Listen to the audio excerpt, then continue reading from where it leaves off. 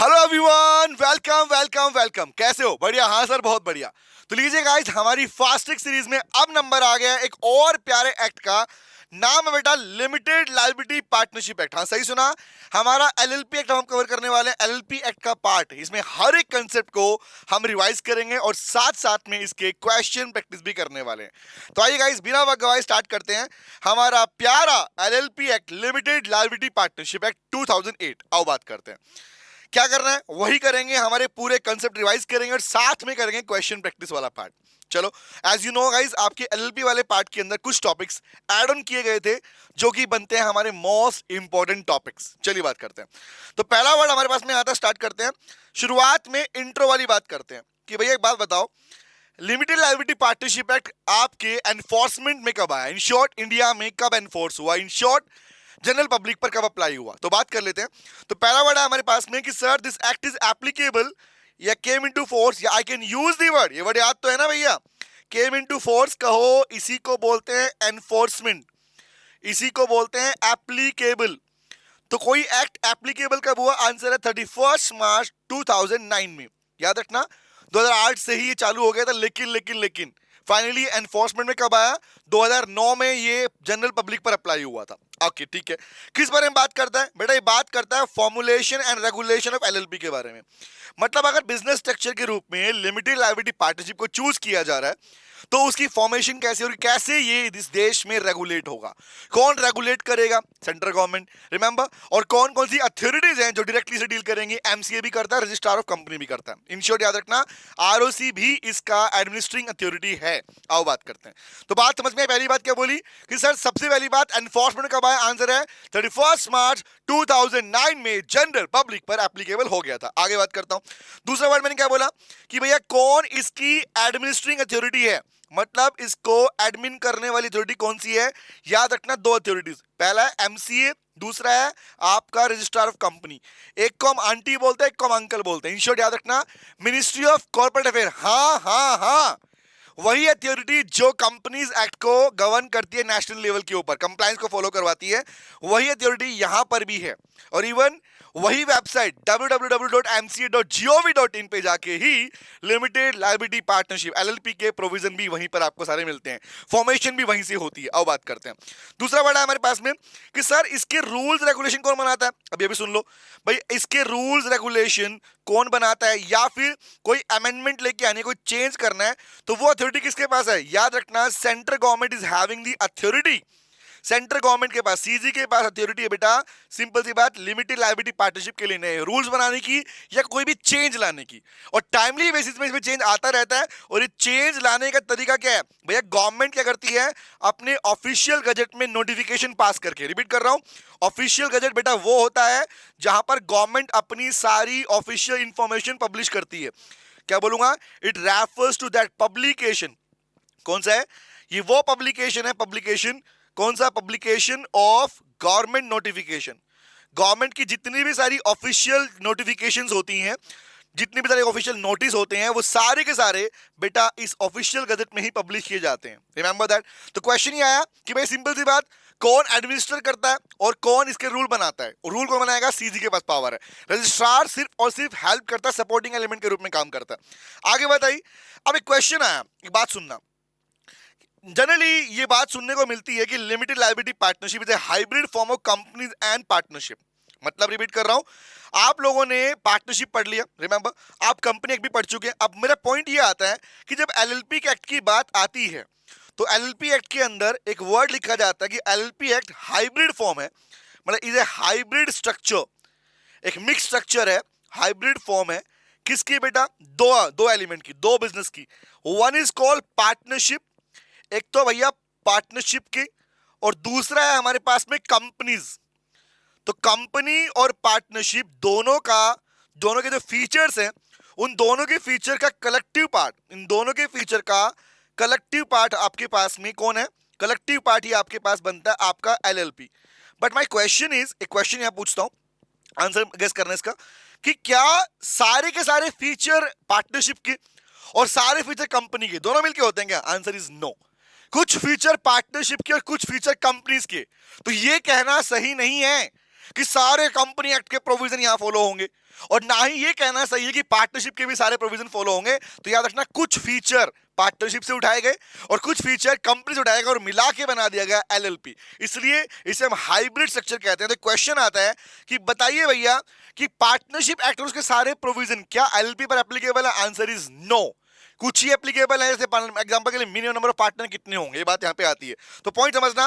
Next point क्या है हमारे पास में, क्या है? Indian partnership act is not applicable to LLP, but याद रखना only few feature, I can use the word only few features of partnership, TP के कुछ ही फीचर हैं इज एप्लीकेबल, वो एप्लीकेबल होते हैं।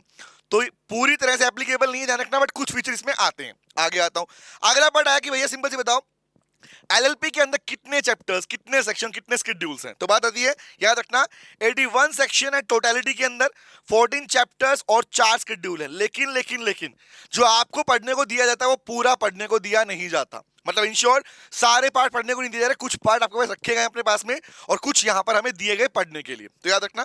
तो अगर हम बात करते हैं कि भाई शेड्यूल में क्या आता है, शेड्यूल वाले पार्ट में याद रखना, शेड्यूल मतलब मेथोडोलॉजी, कैसे कोई पार्ट पढ़ने हैं। तो 4 शेड्यूल है, first, second, third, fourth. First में आपको मिलता है mutual rights and duties of partner, क्योंकि आप जानते हो बेटा लिमिटेड लायबिलिटी पार्टनरशिप में मेंबर्स वर्ड यूज नहीं करोगे। इवन एग्जाम में लिख के भी आओगे, याद रखना मेंबर्स वर्ड यूज होता है कंपनीज के अंदर, यहां पर वर्ड होगा पार्टनर्स, क्योंकि नाम है लिमिटेड लायबिलिटी पार्टनरशिप, मतलब पार्टनर्स की बात कर रहा है कि ऐसा बिजनेस जहां पर पार्टनर्स की लायबिलिटी क्या है, लिमिटेड है। रिमेंबर, अब बात करते हैं दूसरा सेकंड शेड्यूल इसके बारे में बात करता है फर्म से एलएलपी में कन्वर्ट करना है। अगर एक पार्टनरशिप फर्म को एलएलपी में कन्वर्ट करना है उसका क्या तरीका आता है, उसके प्राइवेट कंपनी को एलएलपी बनाना तो क्या तरीका है, या अनलिस्टेड पब्लिक कंपनी को कन्वर्ट करना तो क्या तरीका है। और ये वाला पार्ट हमारे सिलेबस का हिस्सा है, मतलब चारों शेड्यूल के बारे में आप पढ़ने को मिलेगा आपको पूरे आपके एक्ट के अंदर। आगे बढ़ता हूं। तो ये बात थी बेसिक इंट्रो के रिगार्डिंग, नॉर्मली रीडिंग पार्ट में था कि भाई कौन सा पार्ट है, कौन सी डेट है, कौन इन्वेस्टिगेट करता है। अब क्वेश्चन आता है कि एलएलपी के फीचर्स क्या हैं। Let's suppose if someone wants to define कि लिमिटेड लायबिलिटी पार्टनरशिप क्या, तो मैंने पहले ही बोल दिया कि एलएलपी पूरी तरह से पार्टनरशिप भी नहीं और पूरी तरह से कंपनीज भी नहीं। तो मतलब कुछ फीचर पार्टनरशिप के, कुछ फीचर कंपनीज एक्ट के आते हैं, तो उनसे मिलके बनते हैं हमारे कुछ प्यारे प्यारे फीचर। मेजॉरिटी ऑफ फीचर यहाँ पर कंपनी को देखने को मिलेंगे आपको, लेकिन कुछ फीचर पार्टनरशिप वाले भी हैं। सर बार बार बोल दिया, ओके कोई दिक्कत नहीं है, बात समझते हैं इसको। पहला है हमारे पास में limited liability partnership is a body corporate. Revise करा रहा हूं इसलिए समझाऊंगा ज्यादा, लिखूंगा कम, ध्यान रखना। एलएलपी एक बॉडी कॉर्पोरेट है। तो आज के बाद एक वर्ड तो क्लियर कर लो यार, अगर नहीं क्लियर था तो। बॉडी कॉर्पोरेट किसे कहते हैं? ये बॉडी मतलब स्ट्रक्चर, कॉर्पोरेट मतलब क्या, कंपनी? नो, कॉर्पोरेट का मतलब सिर्फ कंपनी नहीं होता। अगर बॉडी और कॉर्पोरेट दोनों वर्ड साथ में आते हैं, इसका मतलब होता है a business structure which is incorporated. मतलब क्या हुआ, कॉर्पोरेट का मतलब यहां पे है, क्या बोलूंगा, ए बिजनेस स्ट्रक्चर, ऐसा कोई भी बिजनेस स्ट्रक्चर जिसका इनकॉर्पोरेशन मैंडेटरी है, विच is incorporated. The word incorporated कहूं या वर्ड रजिस्टर्ड कहूं, इस बात का मतलब होता है बेटा आपके पास में कॉर्पोरेट। तो वर्ड बॉडी कॉर्पोरेट का मतलब ये होता है कि कोई भी बिजनेस स्ट्रक्चर जिसके लिए लिख दिया गया बॉडी कॉर्पोरेट, का मतलब ये हुआ कि उसका रजिस्ट्रेशन करवाना मैंडेटरी होता है। लेट्स सपोज आपने पार्टनरशिप एक्ट पढ़ा, तो पार्टनरशिप में पढ़ने को मिला कि पार्टनरशिप का रजिस्ट्रेशन मैंडेटरी नहीं है, ऑप्शनल है, रिमेंबर। लेकिन कंपनी में पढ़ते हो कि कंपनी का रजिस्ट्रेशन मैंडेटरी है, तो इसीलिए आपको कंपनी वाले पार्ट में पढ़ने को मिलता है कंपनी से बॉडी कॉर्पोरेट, पार्टनरशिप में वर्ड पढ़ने को नहीं मिलता, याद है। तो सेम याद रखना, लिमिटेड लायबिलिटी पार्टनरशिप का रजिस्ट्रेशन होना मैंडेटरी है। मतलब कोई भी बिजनेस तब तक एलएलपी नहीं कहलाएगा जब तक उसे एलएलपी एक्ट 2008 के अंदर रजिस्टर्ड नहीं कर लिया गया, पहली बात। दूसरी बात आती है हमारे पास में नंबर 2, अब ये पॉइंट इसका ऊपर भी आएगा, जो है सेपरेट लीगल एंटिटी, हम पढ़ेंगे इसके बारे में दोबारा से, अब आगे पढ़ते हैं।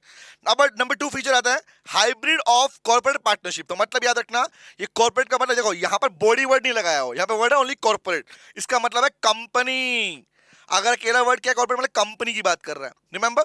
साथ में बॉडी वर्ड होता तो बोलते इनकॉर्पोरेशन बोलते, तो वर्ड आया कॉर्पोरेट और पार्टनरशिप दोनों के मिक्स फीचर इसमें आते हैं, इसलिए इसको बोला जाता है hybrid form of business structure.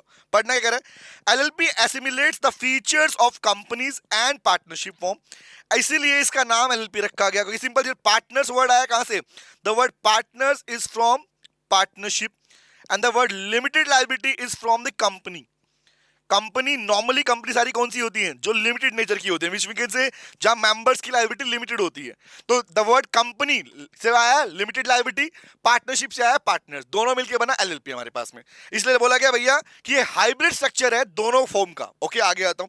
Third feature बनता है हमारे पास में, देखो सेम फीचर कहां पढ़ते हो, ये सेम फीचर हमें कंपनी से पढ़ने को मिलता है, that is called perpetual succession.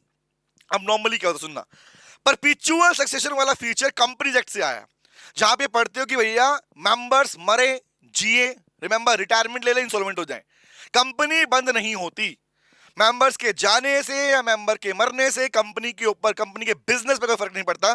Same feature यहां भी है। इसका मतलब यह हुआ कि लिमिटेड लायबिलिटी पार्टनरशिप में जो पार्टनर्स होते हैं, मेंबर वर्ड यूज नहीं करोगे, याद रखना वर्ड, पार्टनर्स जो होते हैं, पार्टनर्स के मरने से, जाने से, इंसॉल्वेंट होने से ये बिजनेस बंद नहीं होता। जबकि ये सेम वर्ड आप पार्टनरशिप में पढ़ते हो, आगे पढ़ते हो कि पार्टनर्स इंसॉल्वेंट हुआ तो रिकॉन्स्टिट्यूशन कहलाएगा। तो याद रखना ये वर्ड पार्टनरशिप से नहीं आया, ये वर्ड किससे है? कंपनी से निकल के आया। पढ़ने का लिखा हुआ है, कह रहा है सिंपल सी बात, perpetual succession which means the business, I can use the word the business of LLP, LLP का business will remain continue, will remain in continuance, remain in continue, continue रहेगा even after, I can use the word even after the death, चाहे partner मर जाए, remember चाहे वो insolvent हो जाए, remember चाहे वो खुद रिजाइन कर दे, तो इन सारे केसेस के अंदर भी बिजनेस बंद नहीं होता। एलपी को बंद करने का अधिकार भी या तो वॉलंटरी खुद किया जाएगा या फिर कोर्ट के ऑर्डर से बंद होगी, याद रखना बात। तो पढ़ने का लिखा हुआ है, sir the duration life of LLP does not depend upon the life of the partners. Same याद रखना, पार्टनर्स की लाइफ पे डिपेंड नहीं करता इसका बिजनेस। याद रखना बिजनेस चलता रहेगा, तुम रहो ना रहो बिजनेस चलता रहेगा। बंद होगा तो कोर्ट के ऑर्डर से होगा या वॉलंटरी मेंबर पार्टनर्स बंद कर देंगे इसको, दो तरीके होते हैं, ठीक है। तो गाइस नंबर 1 कौन सा सक्सेशन, कौन सा है? Perpetual succession. Next is called, same अगला फीचर भी किससे आया? ये भी फीचर भी कंपनी एक्ट से आया हमारे पास में, जहां पर हम पढ़ते हैं सेपरेट लीगल एंटिटी। इसका मतलब होता है बेटा कि नॉर्मली जो पार्टनर्स है, मैं मेंबर वर्ड यूज नहीं करूंगा, अगेन बोल रहा हूं, separate legal entity, it means law की नजरों में एक अलग एग्जिस्टेंस है।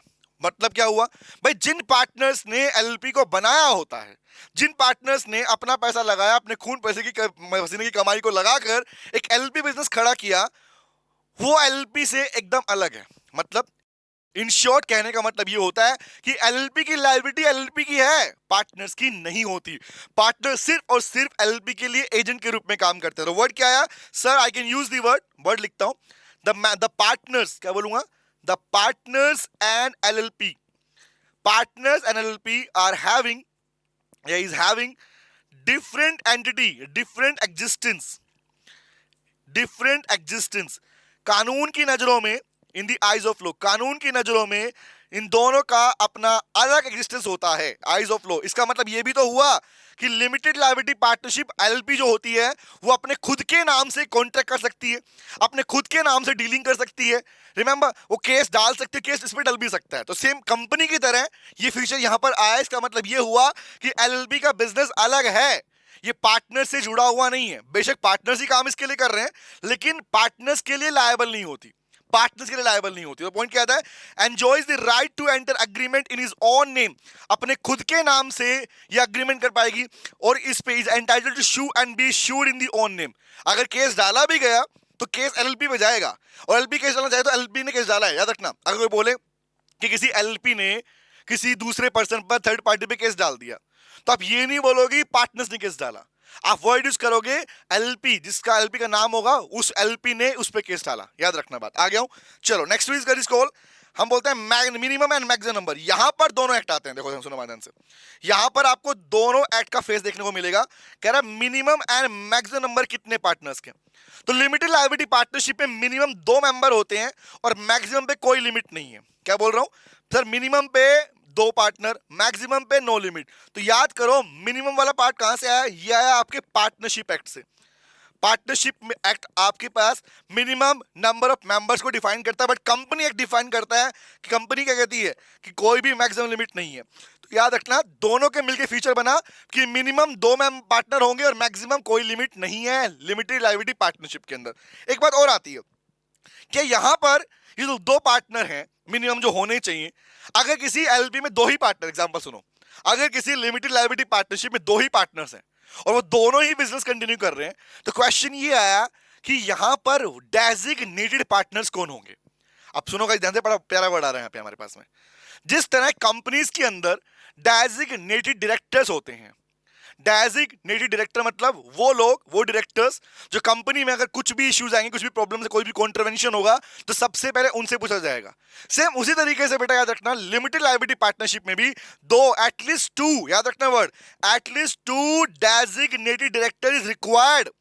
एक एलएलपी का फॉर्मेशन जब होगा तो उसी समय पर, इनकॉर्पोरेशन के टाइम पर ही ये डिसाइड किया जाता है कि कौन बनेंगे डेजिग्नेटेड पार्टनर्स। वर्ड है पे पार्टनर्स। तो पॉइंट क्या निकल के आया? पॉइंट ये निकल के आया कि कल को अगर एलएलपी के बिजनेस में कोई भी कॉन्ट्रावेंशन हुआ, कोई डॉक्यूमेंट में कोई एग्जांपल कोई गलती निकल के आती है या केस डल जाता है, तो कौन रिप्रेजेंट करेगा वहां पर?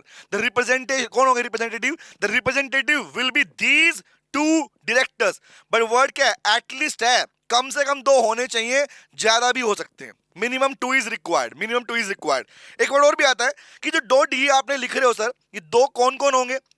एक इंडिया का रेजिडेंट होना मैंडेटरी है, 1 मस्ट बी इंडियन रेजिडेंट, याद रखना, 1 must be Indian resident. That means the person who stays in India for at least 182 days. Repeat कर रहा हूं, 182 दिन बोल रहा हूं यहां पे मैं। अब आप बोलोगे सर कंपनी में तो 120 लिखते हैं।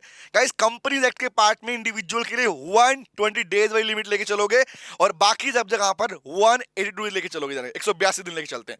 दूसरा व्यक्ति कौन होगा? अब एक तो कौन हो गया? एक तो हो गया इंडिया का रेजिडेंट। दूसरा व्यक्ति कौन होगा? दूसरा इंडियन भी हो सकता है और फॉरेन भी हो सकता है, याद रखना। दूसरा डी पार्टनर जो होगा वो इंडियन या फॉरेन रेजिडेंट हो सकता है। ये अलाउड है भाई, ध्यान रखना, ये अलाउड है। ये बात आगे भी निकल के आएगी हमारे पास में। तो पॉइंट क्या समझ में आया? मिनिमम कितने? 2 पार्टनर। मैक्सिमम कितने? नो लिमिट, कोई लिमिट नहीं है, लेकिन मिनिमम 2 डी पार्टनर तो होने चाहिए। अगर किसी एलपी में 10 पार्टनर है तो 2 कम से कम कौन होंगे? डी पार्टनर्स कहलाएंगे। ओके, और ये डी पार्टनर्स के पास में खुद का डी पिन भी होगा। और यहाँ पे डी पिन का मतलब डायरेक्टर्स वाला पॉइंट नहीं है, इसे बोलेंगे डेजिग्नेटेड पार्टनर आइडेंटिफिकेशन नंबर। आगे आता हूं, अगला है हमारे पास में म्यूचुअल एजेंसी। सर ये तो पार्टनरशिप का आ गया। नो, नहीं। पार्टनरशिप में आप ये पढ़ते थे, देखो इस पर्टिकुलर फीचर को पढ़ने के लिए आपको दोनों का पार्ट लेके चलना पड़ेगा। कौन सा? पार्टनरशिप में क्या लिखा है? आपको ये अकेला एक्ट है ना, दोनों एक्ट की फीचर्स को कंपेयर करवा देता है कि पार्टनरशिप में क्या पढ़ा, कंपनी में क्या पढ़ा और यहां पर क्या है। अब सुनो, एक वर्ड यूज किया गया म्यूचुअल एजेंसी, जो कि अक्सर हमें पढ़ने को मिलता है पार्टनरशिप के अंदर। लेकिन सुनो, काम की बात आएगी। म्यूचुअल एजेंसी मतलब एक दूसरे के लिए आप काम करोगे, दूसरे के बिहाफ पे काम करोगे। बट पार्टनरशिप में एक फीचर था जहां पे मतलब निकलता रहा कि पार्टनर्स एक दूसरे के एजेंट के रूप में काम करते हैं। बट यहां पर ऐसा नहीं है। सर क्यों? यहां पर पार्टनर्स एजेंट है सिर्फ और सिर्फ एलएलपी के लिए, या पार्टनर्स सिर्फ और सिर्फ एजेंट है एलएलपी बिजनेस के लिए जो खुद से एक सेपरेट लीगल एंटिटी एग्जिस्टेंस रखता है। या पार्टनर्स दूसरे पार्टनर्स के एजेंट के रूप में काम नहीं करते, बात ध्यान रखना। मतलब partners will only be the agent for the LLP, not to the partners. ये बात ध्यान रखना, क्या बोला वर्ड समझना। All the partner will the agents of LLP alone, वो सिर्फ एलएलपी के एजेंट होते हैं भाई, not the, can not bite the partner. मतलब in short I can use the word, तो क्या बोलूंगा, पार्टनर्स जो होंगे, partners will not be the agents of other partner, agents of other partner. बाकी पार्टनर्स के एजेंट के रूप में काम नहीं करते। यहां पर एजेंसी, म्यूचुअल एजेंसी किसके लिए? ओनली एलपी बिजनेस के लिए, याद रखना बात। आ गया हूं, अगला है हमारे पास में कि बताओ भैया फ्लेक्सिबल मैनेजमेंट स्ट्रक्चर। अब सुनो ध्यान से बात को, यहां पर एक बात समझने वाली है कि फ्लेक्सिबल मैनेजमेंट का मतलब क्या हुआ। गाइस समझना, नॉर्मली कंपनीज एक्ट की अगर बात करूं तो कंपनीज एक्ट में बहुत सारे प्रोविजंस हैं जिन्हें फॉलो करना होता है। एग्जांपल, बोर्ड मीटिंग बुलानी है, एनुअल जनरल मीटिंग बुलानी है, कोई भी चेंज करना है मीटिंग बुलाओ, रेजोल्यूशन पास करो। बट पार्टनरशिप में ऐसा नहीं होता। पार्टनरशिप में लीगल रिक्वायरमेंट, लीगल फॉर्मेलिटीज बहुत ही कम होती हैं। तो ये वर्ड कहां से आया, पार्टनरशिप निकल के आया कि यहां पर जो बिजनेस स्ट्रक्चर है, यहां जो मैनेजमेंट का पार्ट होता है वो बहुत ज्यादा फ्लेक्सिबल होता है, विच मींस अगर यूज दी वर्ड पढ़ने से कह रहे sir the flexibility of management means there is no mandatory board meeting, general meeting और there few legal and procedural requirement. मतलब एलपी बिजनेस के अंदर ज्यादा लीगल रिक्वायरमेंट को फुलफिल करने की रिक्वायरमेंट नहीं है। यहां बहुत ही माइन्यूट आपके पास, बहुत ही माइनर आपको रिक्वायरमेंट होती है, not like companies act. Is it clear? आगे आता हूं। अगला है हमारे पास में फॉर्मेशन की बात करते हैं। तो क्वेश्चन ये आता है एलपी एक्ट, एलपी बिजनेस को कौन बना सकता है? मतलब एग्जांपल के लिए क्या लिमिटेड लायबिलिटी पार्टनरशिप को बनाना है तो कौन बनाएगा? तो क्वेश्चन आता है इंडिविजुअली बना सकते हैं और बॉडी कॉर्पोरेट भी। हाँ सुन लो ध्यान से sir, it can be formed by individual and body corporate. ऐसे बिजनेस स्ट्रक्चर जिनका इनकॉर्पोरेशन मैंडेटरी है वो भी बना सकते हैं। दूसरी बात क्या बोल रहा है, लेकिन ध्यान रखना इंडिविजुअल की रिक्वायरमेंट क्या है कि इंडिविजुअल साउंड माइंड का होना चाहिए और वो इंसॉल्वेंट डिक्लेयर नहीं होना चाहिए। ये रिक्वायरमेंट किसके लिए? This requirement is specifically for the individual. ये रिक्वायरमेंट इंडिविजुअल के लिए लिखी गई है। दूसरा वर्ड क्या बोल रहा हूं सर, बॉडी कॉर्पोरेट एलपी के अंदर पार्टनर हो सकते हैं। इट इज नॉट मैंडेटरी कि इंडिविजुअली होना चाहिए। एलपी के पार्टनर्स कोई और बिजनेस स्ट्रक्चर भी हो सकता है जिसका इनकॉर्पोरेशन हुआ हो, याद रखना बात। आगे आता हूं। अगला वर्ड क्या है, LP agreement is the main most feature of particular of this business, of this particular business. Point क्या है, एलपी एग्रीमेंट। अब सुनो ध्यान से बात को। पार्टनरशिप डीड, पार्टनरशिप के अंदर एक पार्ट था पार्टनरशिप डीड, मतलब पार्टनर्स के बीच का अग्रीमेंट जिसको रजिस्टर कर दिया गया था उसे डीड बोलते थे। यहां पे डीड नहीं होता, यहां वर्ड होता है एलपी अग्रीमेंट। एलपी अग्रीमेंट मतलब जब पार्टनर्स एलपी बिजनेस को बनाते हैं तो यहां पर वो एक अग्रीमेंट करते हैं और उस अग्रीमेंट के अंदर ही उनकी राइट्स, उनकी ड्यूटीज लिखी होती हैं पहले से कि वो क्या काम करेंगे क्या नहीं करेंगे। द पॉइंट इज कॉल्ड, उसी अग्रीमेंट को एलपी अग्रीमेंट कहते हैं। और याद रखना यही एलपी अग्रीमेंट उन सारे पार्टनर्स की जो कि एलपी के अंदर है, उन सभी पार्टनर्स के राइट्स और ड्यूटीज को डिफाइन करेगा। Part number 1। पार्ट नंबर 2 क्या है? पार्ट नंबर 2 कहता है भैया अगर मान लो कल को किसी एलपी ने, किसी बिजनेस ने, वहां के पार्टनर्स ने अग्रीमेंट नहीं बनाया या बनाया, बनाना तो मैंडेटरी है, बनाया बट कुछ लिखना भूल गए, कुछ राइट या ड्यूटी लिखना भूल गए, तब क्या होगा? तब क्या होगा? गेस करो क्या आंसर होना चाहिए इसका। सोचो सोचो, दिमाग लगाओ कि अगर मान लीजिए किसी नॉर्मल, देखो फर्स्ट केस क्या बोलता है, फर्स्ट केस एलपी एग्रीमेंट होना चाहिए, वही एलपी एग्रीमेंट पार्टनर्स की राइट्स एंड ड्यूटीज को डिफाइन करेगा, ठीक है भाई। लेकिन अगर किसी एलपी बिजनेस के अंदर अग्रीमेंट नहीं बनाया गया या बनाया गया तो उसमें कुछ पॉइंट नहीं लिखे गए, कुछ राइट नहीं लिखे, कुछ ड्यूटी नहीं लिखी, तो कौन सी ड्यूटी कौन सा राइट फॉलो करोगे? तो लोग कहता है भाई एलपी एक्ट के अंदर, एलपी एक्ट 2008 के अंदर पहले से जो राइट्स ड्यूटीज लिखे हुए हैं वो वाले फॉलो होंगे, याद रखना बात। तो पॉइंट नंबर 1 क्या है? बोला भैया the right and duty of partner within the LP are governed by agreement. LP agreement number 1 क्या है? सबसे पहले अग्रीमेंट चेक करोगे, अग्रीमेंट जो लिखी हुई ड्यूटी वही फॉलो करोगे। इन दी अब्सेंस, अगर मान लो एलपी एग्रीमेंट में कुछ नहीं लिखा, यहां पे इन दी अब्सेंस ऑफ अग्रीमेंट का मतलब होगा, देखो इसका मतलब ये नहीं है कि अग्रीमेंट बनाना नहीं है। अब्सेंस का मतलब है if anything omitted, if anything, अगर कुछ भी छूट गया, इफ एनीथिंग वाज ओमिटेड, कुछ लिखना भूल गए, कुछ बताना भूल गए, तो उस केस में आप कौन से पार्ट फॉलो करोगे? तो you should follow the provision of LP act 2008, याद रखना। तो उस केस में आपको एलपी एक्ट को फॉलो करना है। तो फर्स्ट रिक्वायरमेंट क्या है? The first requirement is LP agreement को फॉलो करो। उसके बाद क्या है? अगर उसमें नहीं लिखा then the LP act will define the provision that what should be followed in the LP business. याद रहेगी बात बेटा। तो वर्ड है एलपी एग्रीमेंट, और यही एलपी एग्रीमेंट बाउंड रखता है, बांध के रखता है सभी पार्टनर को, ध्यान रखना। ओके आगे आता हूं। अगला आया ई फाइलिंग ऑफ डॉक्यूमेंट्स। गाइस क्या बोल रहा है? अब मैंने बोला आपको याद रखो कि नॉर्मली जिस तरह कंपनीज एक्ट के अंदर सारे के सारे डॉक्यूमेंटेशन का आज के दिन में जो फाइलिंग सबमिशन होता है, फाइलिंग बोलते हैं, सबमिशन को बोलते हैं, वो इलेक्ट्रॉनिक मोड में होता है, ई फॉर इलेक्ट्रॉनिक सबमिशन, ठीक है। तो इलेक्ट्रॉनिक सबमिशन होता है। तो सेम एलपी बिजनेस के अंदर भी कोई भी डॉक्यूमेंट, कोई भी एप्लीकेशन जब सबमिट की जाती है बेटा, तो उसको भी इलेक्ट्रॉनिक मोड में ही सबमिट करना होता है। Point number 1। Number 2, electronic mode में सबमिट करो, कहां पे करोगे? देखो 3 क्वेश्चन पूछूंगा, गेस करना। ई फाइलिंग में 3 क्वेश्चन आते हैं। पहला क्वेश्चन क्या है कि सर सबमिट कैसे होंगे, इलेक्ट्रॉनिक मोड में होंगे। दूसरा क्वेश्चन, कहां पे सबमिट होंगे, www.mca.gov.in, हाँ, मिनिस्ट्री ऑफ कॉर्पोरेट अफेयर्स की ऑफिशियल वेबसाइट पे जाके ही सबमिट होंगे। नंबर 2। नंबर 3, जो डॉक्यूमेंट सबमिट होंगे क्या उन पे सिग्नेचर होने चाहिए, हाँ होने चाहिए। किसके होंगे भैया, डेजिग्नेटेड पार्टनर या पार्टनर्स के होंगे। वो भी कैसे होंगे, वो भी होंगे इलेक्ट्रॉनिक मोड के अंदर, क्योंकि आज के दिन आपके पास, याद रखना, जब हम लिमिटेड लायबिलिटी पार्टनरशिप का इनकॉर्पोरेशन पढ़ते हैं वहां लिखा जाता है कि जितने पार्टनर्स हैं, दो पार्टनर्स हैं, उनमें से एक के पास कम से कम डिजिटल सिग्नेचर सर्टिफिकेट डीएससी होना चाहिए। तो 3 बातें सुनो ध्यान से। तो पहली बात क्या बोली, क्या बोला, every form application required to be filed और डिलीवर्ड, कैसे भैया, शैल बी, कैसे होगा, filed in computer readable electronic form, which we can say electronic form बोलते हैं इसको। नंबर 1। नंबर 2, कहां पे होंगे, एमसीए की ऑफिशियल वेबसाइट पे होंगे। नंबर 2, किस पे होंगे, एमसीए की ऑफिशियल वेबसाइट पे होंगे। नंबर 3 क्या बोलता है, नंबर 3, कौन ऑथेंटिकेट करेगा, ऑथेंटिकेट का मतलब होता है signature, the word is called signature. Verify करके सिग्नेचर कौन करेगा, after signature, after verification, after verification. ये काम किसका है, दो है ना, दो बंधु पाल रखे, कौन से हैं, D partners. Designated partner partners क्या करेंगे, अपने डिजिटल सिग्नेचर को यूज करके इसको ऑथेंटिकेट करेंगे। और कल को याद रखना, सुनो ध्यान से बात को, एक क्वेश्चन पूछता हूं, कल को अगर मान लो एलपी बिजनेस में कोई डॉक्यूमेंट सबमिट किया गया इलेक्ट्रॉनिक फॉर्म में और वो डॉक्यूमेंट सही नहीं था, उसमें गलतियां थी, उसमें फॉल्स पर्टिकुलर सबमिट किए गए थे, उसमें इनकरेक्ट इंफॉर्मेशन थी, कौन फंसेगा भाई, गेस करो कौन फंसेगा।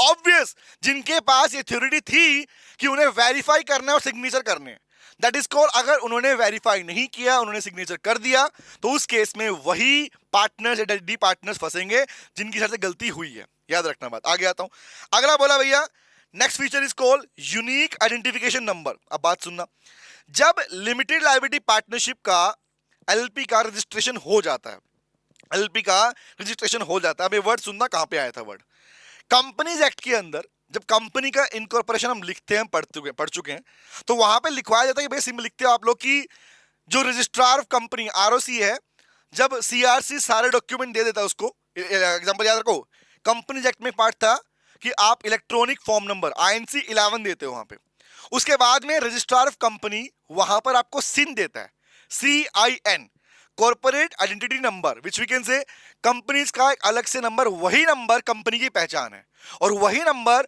उस कंपनी को सेपरेट लीगल एंटिटी होने का जो फीचर है, जो पोजीशन है, डेजिग्नेशन है, वो देता है। सेम उसी तरीके से याद रखना, एलपी बिजनेस के अंदर भी, लिमिटेड लायबिलिटी पार्टनरशिप बिजनेस में भी, रजिस्ट्रार इनकॉर्पोरेशन के बाद में जब रजिस्ट्रेशन हो जाता है, उसके बाद यहां पर भी एक आपको अलग से नंबर मिलता है।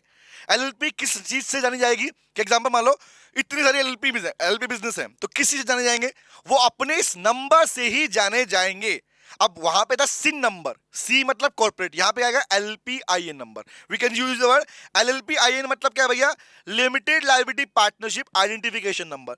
ये नंबर ही है बेटा जो क्या करता है, जो बताता है भैया कि आप सेपरेट लीगल एंटिटी हो, आप अपने पार्टनर से अलग हो, आपका एग्जिस्टेंस लॉ में अलग है, अपने खुद के नाम से डीलिंग करोगे, कॉन्ट्रैक्ट करोगे, आप यही नंबर यूज करते हो, याद रखना, एलपी यही वर्ड नंबर यूज करेगी। तो वर्ड क्या बोला भैया, every LLP has allocated a unique identity number, ये उसकी पहचान है, जिस तरह हमारी पहचान है ना भैया, राम श्याम चिंटू मोहर, है ना, सेम उसी तरह पहचान किसकी, एलएलपी की पहचान ये नंबर ही होता है बेटा। आगे आता हूं, each partner LLP need not to obtain identification. LLP business के अंदर सभी पार्टनर्स को आइडेंटिफिकेशन नंबर लेने की रिक्वायरमेंट नहीं होती। अब बात समझना, काम की बात बोल रहा हूं, देखो ये पार्ट क्या है, दिस पार्ट इज सेपरेट, अगर बोलूं इसको तो मैं, ये है भैया कि आपको अलग से नंबर मिलता है और ये नंबर ही आपकी पहचान है, पहचान नहीं मतलब पहचान है। बट पार्ट नंबर 2 नीचे एक पैराग्राफ है, इसमें क्या लिखा, पढ़ना ध्यान से, पहले वर्ड समझो।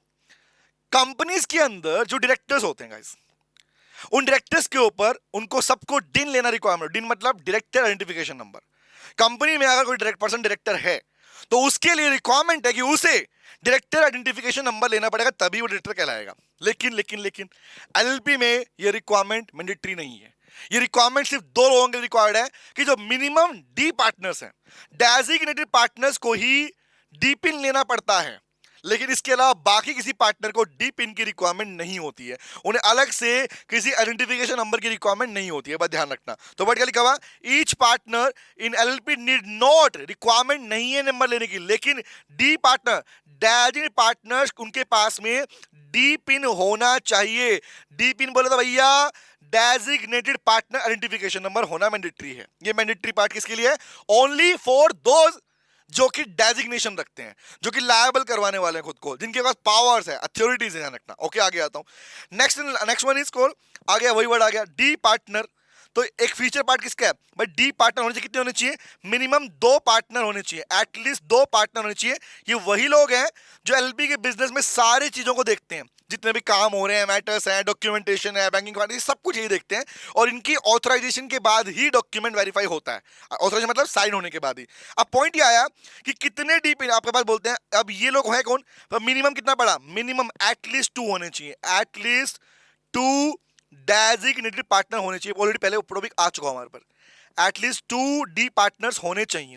अब पॉइंट ये आता है, अगर ये होता क्या करते क्या है, अगर किसी भी तरह कॉन्ट्रावेंशन हुआ, कॉन्ट्रावेंशन बोले तो अपोज हुआ या वायलेशन हुआ, अगर एलपी में किसी भी तरह का वायलेशन होता है किसी भी काम के अंदर, तो उसकी पेनल्टीज के लिए लायबल कौन है? याद रखना, ये पेनल्टीज के लिए अगर भैया चौधरी बन रहे हो, इन शॉर्ट अगर पावर तुम्हारे पास, अथॉरिटी तुम्हारे पास में, तो कॉन्ट्रावेंशन होने पर लायबल भी तुम्हें ही ठहराया जाएगा। ये बात ध्यान रखना। कोई केस हुआ तो रिप्रेजेंट भी तुम ही होगे। आगे ध्यान रखना, आगे आता हूं। अगला बोला कॉम्प्रोमाइज, लास्ट है हमारे, कॉम्प्रोमाइज एंड अरेंजमेंट। फीचर का लास्ट पॉइंट है कॉम्प्रोमाइज एंड अरेंजमेंट। सर ये क्या होता है? क्या सुनना, लिमिटेड लायबिलिटी पार्टनरशिप, एक एलपी बिजनेस किसी दूसरे बिजनेस के साथ में मर्ज होना चाहता है, मिलना चाहता है कि भैया मुझे खुद को बड़ा बनाना है, तो मैं अपने बिजनेस को बढ़ाने के लिए किसी दूसरे बिजनेस में मर्ज करना चाहता हूं, या अमलगमेट मिल जाना चाहता हूं, अमलगमेशन, मर्जर, या किसी भी तरह का ऐसा कुछ अरेंजमेंट करना चाहता हूं। अरेंजमेंट मतलब मैं खरीद किसी बिजनेस को परचेज करना चाहता हूं, या किसी बिजनेस का हिस्सा बनना चाहता हूं। तो ऐसे सारे केसेस के अंदर, ऐसे सारे केसेस के अंदर उसको बोलते हैं कॉम्प्रोमाइज और अरेंजमेंट। क्या बोलते हैं? कॉम्प्रोमाइज और अरेंजमेंट। और एक बात ध्यान रखना, ये कॉम्प्रोमाइज और अरेंजमेंट एज पर दी एलपी एक्ट ही फॉलो होगा, नंबर 1। अगर फॉलो नहीं किया तो एनसीएलटी, हाँ वही एनसीएलटी जो कंपनी में पढ़ते हो, national company law tribunal, national company law tribunal यहां पर ऑर्डर पास करके चाहे तो उस एलपी बिजनेस को बंद करवा सकता है जिसने कॉन्ट्रावेंशन किया प्रोविजन का। तो पढ़ने क्या बोल रहा है? कह रहा है सर, बोलो बोलो, बोले क्या कह रहा है? This act also provide facility of merger amalgamation arrangement. LP के लिए जो मर्जर है, कैसे होगा कैसे नहीं होगा, सब बातें इस एक्ट में लिखी हुई, लेकिन आपको ये पूरे डिटेल में नहीं पढ़ना होता, मुझे वर्ड पढ़ना होता है। आगे पढ़ना, the power of order of merger. Merger का ऑर्डर पावर किसके पास है? याद रखना, NCLT, national company law tribunal के पास ही पावर है। That means NCLT is having the whole and sole power कि वो मर्जर के ऊपर इनको अथॉरिटी देगी, ऑर्डर पास कर सकती है। आगे बोल रहा है, अगर कोई भी प्रोविजन वाइंडिंग अप के रिगार्डिंग है, किसी एलपी बिजनेस को वॉलंटरी अपनी इच्छा से बंद करना है कर दो, लेकिन अगर कंपल्सरी बंद करवाना है, मान एग्जांपल के सोचो कोई एलपी बिजनेस है जो इलीगल एक्टिविटीज में इन्वॉल्व हो गया, जो इलीगल एक्टिविटीज के लिए पनिशमेंट करने से मना किया गया, तो ऐसे केस में वहां पर नेशनल कंपनी लॉ ट्रिब्यूनल जो एनसीएलटी है वो ऑर्डर पास करके उस एलपी को बंद करवा सकता है। ये अधिकार एनसीएलटी के पास में है। आगे पढ़ना, कह रहा सिंपल सी बात, ऑर्डर पास करेगा और बंद करवा देगा। इसके अलावा जो रजिस्ट्रार ऑफ कंपनी, जो आरओसी मतलब हमारी प्यारी आंटी, आरओसी को हम आंटी बोलते हैं, जो हमारी प्यारी आंटी है वो इस पावर को स्ट्राइक ऑफ करने का अधिकार रखती है एलपी के रिगार्डिंग। मतलब क्या कि कल को अगर एलपी के अंदर कुछ भी ऐसा हुआ कि अब एलपी की रिक्वायरमेंट नहीं है, मतलब वो बिजनेस अब एक तरीके से सोशल अनरेस्ट फैला रहा है, आई कैन यूज दी वर्ड, वो बिजनेस इलीगल एक्टिविटीज में इन्वॉल्व है, बिजनेस जिस पर्पज के लिए बनाया गया वो काम नहीं कर रहा, तो रजिस्ट्रार ऑफ कंपनी अपने रजिस्टर को ओपन करके, कौन सा रजिस्टर मतलब भैया, जो स्टेट के अंदर जितनी एलपी है उसको ओपन करके उसका नाम वहां से हटा देगा। हटाने का मतलब आपका बिजनेस अब बंद हो चुका है। तो पॉइंट ये आता है कि कॉम्प्रोमाइज अरेंजमेंट एनसीएलटी के ऑर्डर से पास होगा, लेकिन ऑर्डर से बंद तो होगा, बट फाइनली नाम कौन करेगा? एनसीएलटी के ऑर्डर होने के बाद में, सुनना, एनसीएलटी के ऑर्डर करने के बाद में आरओसी उसके नाम को वहां से रिमूव भी कर सकता है। Is it clear guys? तो ये हमारे 13 प्यारे प्यारे फीचर्स एलपी के। थोड़ा स्पीड पे फास्ट मोड में मैंने इसको रिवाइज करवाया, होपफुल समझ में आपको आ गया। कोई डाउट लगे तो मुझे भेज देना बेटा प्लीज, ठीक है? अब आता है हमारे पास next topic called incorporation and registration. या शॉर्ट में बोलूं कि लिमिटेड लायबिलिटी पार्टनरशिप का रजिस्ट्रेशन कैसे होगा, सुन लो ध्यान से बात को बेटा।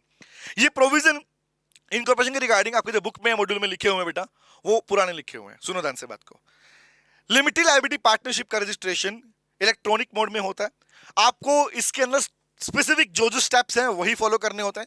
तो अगर आपको लगता है हम क्या लिख के एग्जाम में, अगर एलएलपी क्वेश्चन आया, आपको जो पार्ट मैंने नोट्स में दिया है सिर्फ आपको वही पढ़ना है, वही याद करना है, वही एग्जाम में लिख के आना है। लिमिटेड पॉइंट्स है, इसे कर लोगे एंड दैट्स इट। उसके बाद आपके पूरा एलएलपी खत्म हो जाता है, रजिस्ट्रेशन खत्म हो जाता है। तो आइए गाइस स्टार्ट करते हैं और पढ़ते हैं अपने पास में incorporation and registration of LLP को। इनकॉर्पोरेट करने के स्टेप हैं बड़े आसान बेटा। अब प्रैक्टिकली बात करूं तो याद करो यारो कि आपने लिमिटेड लायबिलिटी पार्टनरशिप के स्टार्टिंग में सीख लिया था कि लिमिटेड लायबिलिटी पार्टनरशिप बिजनेस एक बॉडी कॉर्पोरेट है। इसका मतलब भैया, इसका मतलब साफ साफ ये निकलता बेटा हमारे पास में कि सर बिना रजिस्ट्रेशन के किसी बिजनेस को एलएलपी के फॉर्म में आप नहीं बना सकते। तो पॉइंट ये आता है, तो कैसे बनेगा, कुछ बेसिक पॉइंट है इसमें, वो सारे आपको याद रखना और ये पूरा प्रॉपर जो पार्ट है इसी को आपको कवर करना और इसी को एग्जाम में लिख के आना है। आओ बात करते हैं।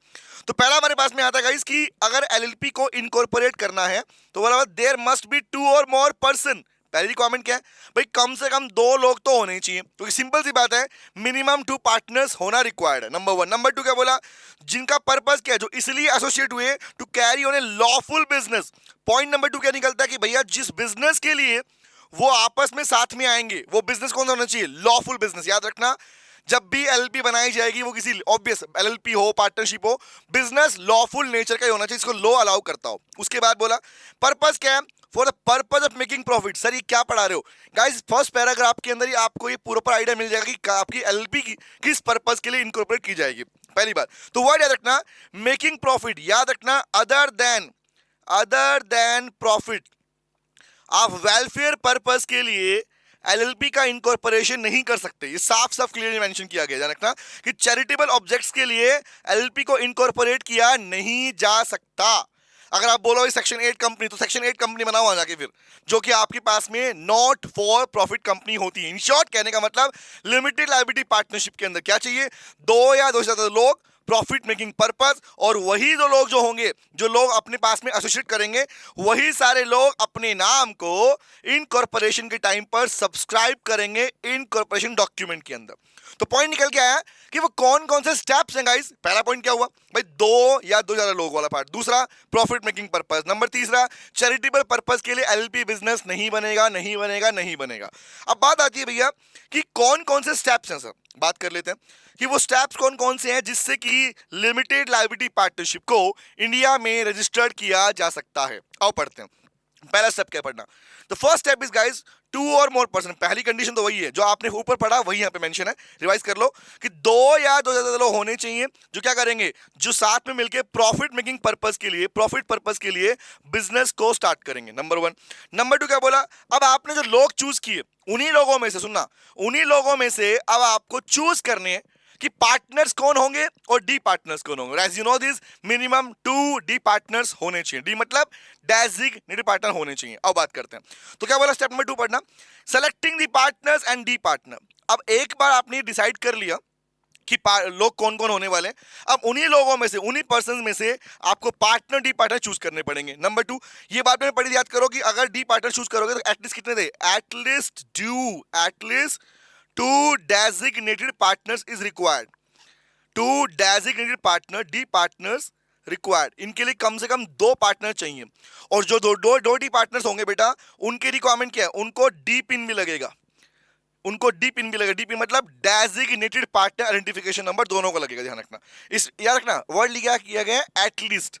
तो मतलब ये होता है कि अगर 2 या उससे ज्यादा भी हुए तो सबको डी पिन लगेगा बेटा। आगे आता हूं, बोला क्या बोला, ये पढ़ा कि सर 2 डी पार्टनर चाहिए, ओके ठीक है। उसके बाद एक इंडिया का रेजिडेंट और दूसरा बाहर का भी हो सकता है। ध्यान रखना, अब जो भी आपके पास मिनिमम एटलीस्ट 2 डी पार्टनर्स होंगे, उनमें से एक इंडिया का रेजिडेंट और एक आपके पास फॉरेन या इंडिया का हो सकता है, दूसरा हो सकता है। ध्यान रखना, बट एक की मैंडेटरी कंडीशन है कि दोनों में से कम एक तो आपके पास में इंडिया का रेजिडेंट होना चाहिए। और ये बात हम पहले भी पढ़ चुके हैं कि भैया आपकी रेजिडेंशियल कंडीशन क्या है इंडिया के अंदर। सुनो बात ध्यान से, कंपनीज वाले पार्ट में इंडिविजुअल कंडीशन में वहां पढ़ते हो 120 दिन वाला केस।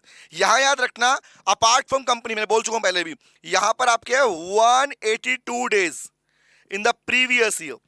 एक ऐसे व्यक्ति को इंडिया का रेजिडेंट काउंट करोगे जो पिछले साल के अंदर, प्रीवियस ईयर के अंदर 182 दिन इंडिया में स्टे किया हो, प्लस में जिसका इकोनॉमिक इंटरेस्ट, कमाया भी यहीं, खर्चा भी यहीं किया, जिसने क्या किया, उसको इंडिया का रेजिडेंट कहा जाएगा। नंबर 2। अब आता है स्टेप नंबर 3 के ऊपर। 2 क्लियर हो गए भाई, लोग चूज किए, उनमें से पार्टनर चूज किए, उनको डी पिन दिलाया। अब आगे बढ़ते हैं। स्टेप नंबर 3 कहता है कि सर जो आपने डी पार्टनर चूज किया, अब उन डी पार्टनर्स को डी पिन लेना पड़ेगा। डी पिन लेना पड़ेगा। कहां से मिलेगा डी पिन? सुन लो भाई, ministry of corporate affair MC की वेबसाइट पे जाकर ही डी पिन के लिए अप्लाई किया जा सकता है, जा सकता है, और वहीं से कर सकते हो। स्टेप नंबर 4 पे आता हूं। अब बात समझना, एक बात सुनो यारो, एक बात तो समझ में आती है कि डी पार्टनर को डी पिन लगेगा, लेकिन लेकिन लेकिन डिजिटल सिग्नेचर सर्टिफिकेट डीएससी किसको लगेगा? तो दोनों को लेना पड़ेगा। Answer is no. लोग कहता है भैया कम से कम एक जो डी पार्टनर है उसके पास डिजिटल सिग्नेचर सर्टिफिकेट डीएससी होना चाहिए। पढ़ चुके हो कि जितने भी सारे डॉक्यूमेंट्स एलएलपी के अंदर होते हैं वो सारे इलेक्ट्रॉनिक मोड में सबमिट किए जाते हैं। अब इलेक्ट्रॉनिक मोड के ऊपर सिग्नेचर कौन सा होगा? वो इलेक्ट्रॉनिक सिग्नेचर ही होगा। तो अब होता क्या पढ़ना, at least one D partner should apply for DSC digital signature certificate. अब क्वेश्चन आता है कि सर ये होता क्या है? सुना, होता क्या है डीएससी? क्या है बेसिकली? एग्जांपल समझना बेटा। नॉर्मली आप कहते हो कि सर कि लेट्स सपोज अगर मानो कोई डॉक्यूमेंट सबमिट करने हैं, अगर आज मेरे को अपनी इंफॉर्मेशन सबमिट करने हैं, क्या बोलोगे? अपना आधार कार्ड लेके आओ, अपना पैन कार्ड लेके आओ। रिमेंबर, आप जो मुझसे वोटर आईडी मांग रहे हो, आप जो मुझसे मेरी रिक्वायरमेंट मांगते हो, मेरी डॉक्यूमेंटेशन मांगते हो, तो बार बार फिजिकल डॉक्यूमेंट स्कैन करूं, सबमिट करूं, इससे बेटर क्या है? इससे बेटर क्या है बेटा? सुन लो ध्यान से, इससे बेटर होता है डीएससी। हम भी ले पाएंगे, हाँ आप भी ले सकते हो।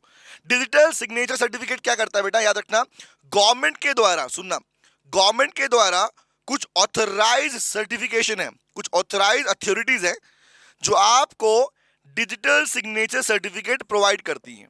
आपको digital signature which means I can use the word, एक पेन ड्राइव दे देंगे आपको, उसमें आपका आईडी पासवर्ड होता है।